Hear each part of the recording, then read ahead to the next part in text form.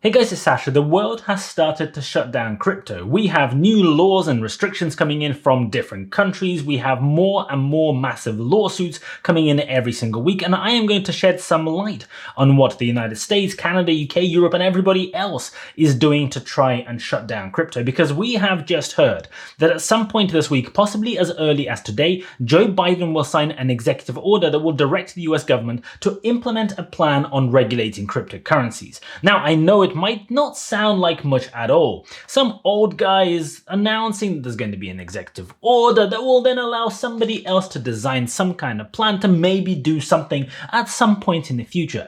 But make no mistake, this is a really big deal, because the United States have already been working on the draft legislation for several months behind the scenes, and it was widely expected that this whole process will be drawn out, take forever, and get watered down so much that the legislation becomes relatively meaningless. But then Putin went and invaded Ukraine. The whole world went and looked at Putin bombing cities and killing innocent people and said, "We don't like that very much." So the world went and initiated the biggest financial blockade we have ever seen on Russia. The Russian central bank is now banned from financial operations with other countries. Russian oligarchs linked to Putin are having their assets frozen around the world. A few of those oligarchs, by the way, very quickly decided that they want peace just a few minutes after their bank account in Switzerland was frozen and their yacht was arrested in France. Just yesterday, Russian oil and gas was banned in the US and the UK, so the financial net is really tightening every day. By the way, let me insert a shameless plug right here. I am running a campaign this month called March for Ukraine. I am collecting money for the World Central Kitchen, who provide hot meals to people stuck in the war zone in cities under attack. They are also at border crossings and provide food to the 2 million refugees and growing who have already fled the conflict into neighboring countries. There is a donate button next to this video, below this video, not on the iPad but on every other device. Please use it to help provide food for people in their darkest hour of need. These people have lost everything, and the temperatures in Ukraine at the moment are hitting minus 20 degrees, so every single dollar that you can spare is going to go a long way to help those people in this very difficult time. Thank you. Okay, so because these sanctions are being officially passed as laws, anyone found to break the sanctions against Russia will face legal action, probably big fines, maybe even prison sentences. So naturally, the obvious question began coming up. What happens if some company in the US, UK, Europe, somewhere else decides to do some shady deals with Russia behind the scenes? Oil prices through the roof, nickel trading in the London market has been halted because the price spiked, and there's massive shortages expected in some other products. So what if some nefarious company goes and picks up the phone to Nikolai somewhere in Russia and orders an oil tanker or two, or maybe a cargo ship full of whatever metal it is that they're not allowed to buy.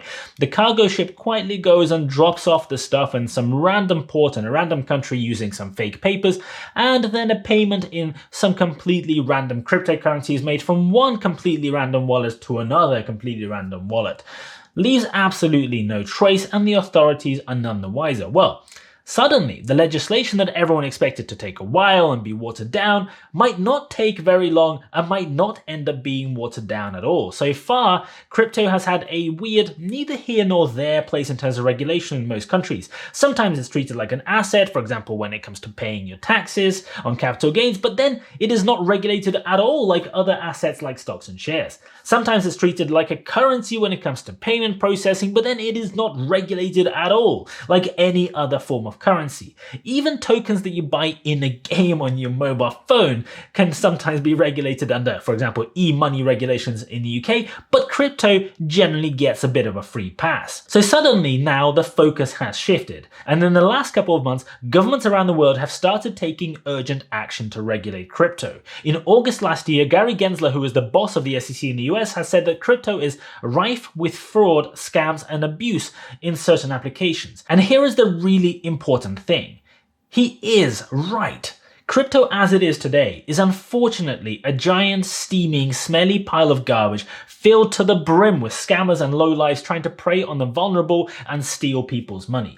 People go and make up pointless tokens that do nothing, solve nothing, achieve nothing, have zero purpose, address zero needs, provide zero solutions to anything. And then they go and sell that worthless piece of shit to people by promising them that they are going to get rich quick. And naturally, a lot of impressionable people, a lot of people in potentially financially disadvantaged situations, maybe people on low wages, maybe people who want a magic ticket out, they want to get rich quick, and so they go and buy in and they fervently defend the token that they've bought, saying it's definitely going to go to the moon in their little echo chamber. And every week it is a different token that is the latest, hottest flavor of dog shit that you absolutely must buy, and a whole bunch of pathetic brain-dead influencers like the Paul brothers or Tyson Fury or even Kim Kardashian go and promote all of this filth to their followers in exchange for payments of a few $100,000 a time. And inevitably, the people creating the token go and cash out while all the idiots are buying it up. And then the token naturally goes down the toilet immediately after, when all the money has already been collected. It happens every single time using the same exact script. I warned before that crypto is its own worst enemy, because as much as I absolutely love the concept, I am a big fan as a mathematician, I'm a big fan as somebody who works in finance, I think the potential of what crypto can help us achieve in the future is insane. Not just in finance, but in all kinds of applications. But at the same time, it is an extremely sad state of affairs that instead of all of these amazing potential users, we just have fucking idiots selling you the latest dog turd token or Gary Vee flogging shitty JPEGs on his impressionable audience. And you know what? It seems that this boat has now been pushed too far. So now we have the President of the United States signing an executive order that will pave the way for really stringent regulation that will force crypto to work a lot more like the rest of the finance sector. You know, introduce a whole bunch of paperwork, a whole bunch of oversight, actual laws that stop people from operating scams. And I know that the crypto community is going to be up in arms, because how dare the central government regulate their precious industry? They are beyond regulation. They are special. They are decentralized finance. Except there is literally nothing decentralized about decentralized finance. I am really sorry to completely burst this bubble. Every blockchain that hosts these decentralized finance degenerates is way more centralized than anything in the banking system. You have people like Vitalik Buterin or CZ that are literally in absolute control of 90% or whatever of blockchains on which these decentralized tokens live. They collect all the gas fees that all of these people are paying. And each of these decentralized tokens happens to have a team that have complete, total, absolute control over every single bit to do with the token. They can freeze your wallet, they can steal your money if they choose to do so. They decide on the fees, they don't have to give you any notice, there is no rules. And by the way, the fees on these tokens are ridiculously expensive because, you know, it costs a lot of money to eat gold-plated steaks or buy supercars. And typically, these morons who are in charge of all of these tokens have exactly zero understanding of how anything in the world of finance actually works, or pretty much anything in the world works for that matter. The only thing you need to be good at is marketing. The dirty, disgusting kind of marketing, so that you can go and shill your worthless project to as many people as possible, break every law there is to steal as much money as possible. In the last few days, Canada has enacted the Emergencies Act and broadened its scope to include cryptocurrency. So in theory, this act was meant to be targeting the trucker protests, but while they were passing the bill, why not expand the definitions of anti-money laundering and counter-terrorist financing rules and include crypto in all of this as well? And in the last 2 weeks, they have gone to town. They've been shutting down loads of websites of all of these tokens and crypto scams that promise you a bazillion% interest per day for staking your worthless tokens. And they have ordered all regulated financial companies to block a number of crypto wallets that are linked to the trucker protests. And large organizations like Coinbase are having to go with the rules. But not only that, Coinbase also apparently went and blocked 25,000 accounts that they think belong to or are linked to Russian companies or people. So it is very quickly unraveling that this magic, safe haven, completely untouchable world of crypto and decentralized finance is not all that magic or safe. And your online wallet that amazingly bypasses the greedy fingers of bankers and regulators can just as easily, in fact probably even more easily, just go and be arrested.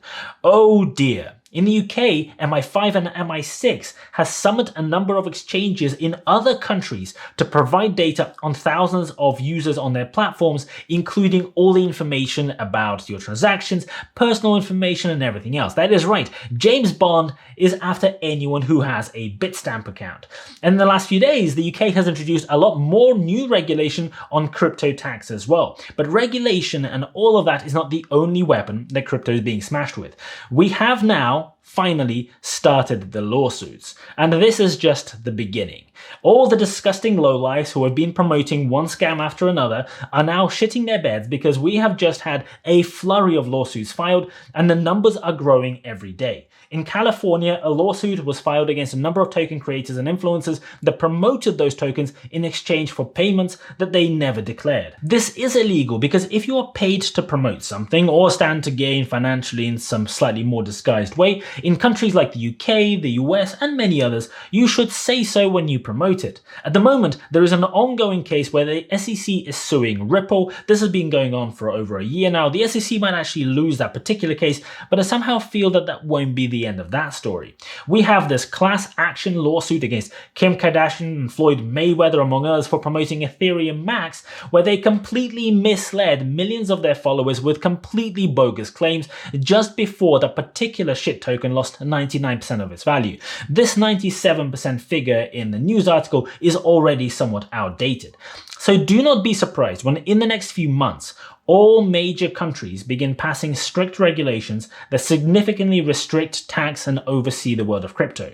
And do not be surprised when a whole load of jail sentences begin being handed out to all the deserving wastes of space who promote these scams. And hey, I know that there will be some diehard crypto fans who will get very upset and say that, hey, decentralized finance is beyond reproach. Because in the eyes of these people, nobody should or can get in their way. But the fact of the matter is, if you don't control the kids, if you don't oversee what the kids are doing, they happen to go and do some dumb shit. And this is exactly what is happening in the world of crypto today. And if you actually are a crypto fan, you should be welcoming proper regulation, because when your industry is 99% scams and maybe 1% at best legitimate projects, if you want anyone in the world to take you seriously or for your industry to have any kind of reasonable future, you should probably try to get rid of the scams. You should probably get rid of the people who are casting a dark net over what you're doing. And that is exactly what increased regulation is going to do. Unfortunately, until these scumbags begin going to prison one after another, the other scumbags have absolutely no deterrent to launching the next dog-turds token scams and getting a lot of people to part with their hard-earned money. Let me know in the comments what you think and how much you agree or disagree. If you found this video useful, please don't forget to smash the like button for the YouTube algorithm. Thank you so much for watching. I really appreciate it, and as always, I'll see you guys later.